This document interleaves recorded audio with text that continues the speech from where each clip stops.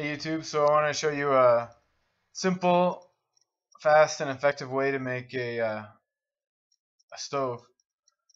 So it's just a normal aluminum bottle that you can buy anywhere at Walmart or the dollar store.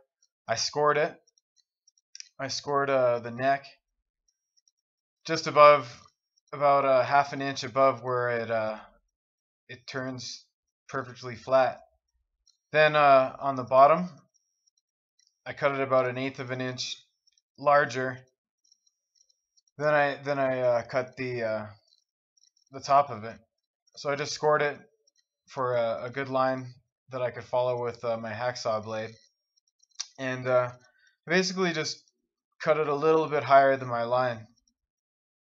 Like, I left the line so that I can keep that as a guide throughout the whole project, so it stays nice and straight.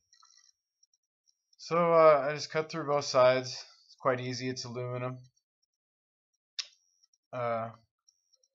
It's about a total height of 2 5/8 inches. I cleaned it off with a file just to make so I wouldn't cut myself on it while I'm working on it, and also so it will slide together more smoothly and easily.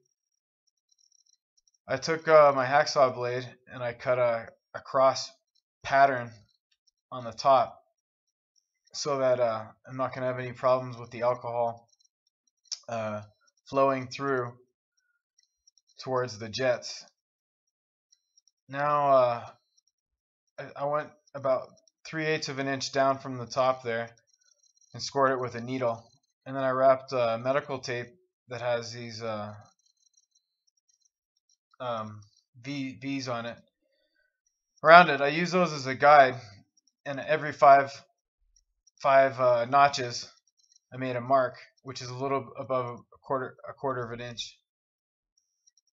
Then I used my all needle again in order to drill holes following my line that's 3/8 of an inch down, and then every the jet, like I said, it's over a quarter of an inch.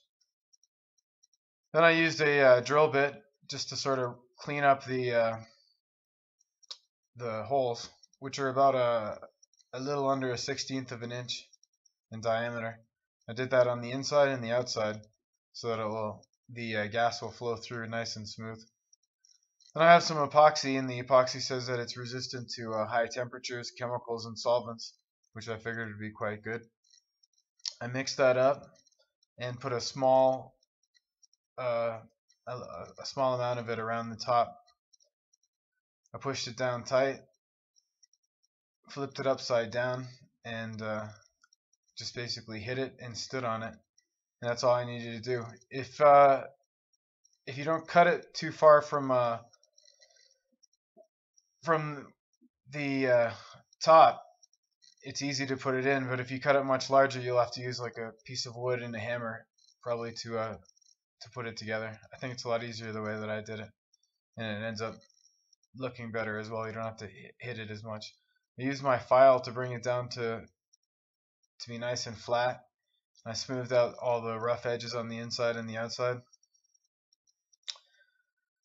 Then I took some 80 grit sandpaper and smoothed it down even a little bit more, and rounded off the top as well a little bit more, just to give it a nice finished appearance.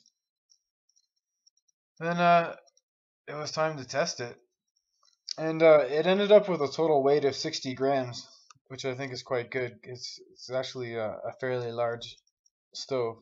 And I know the brass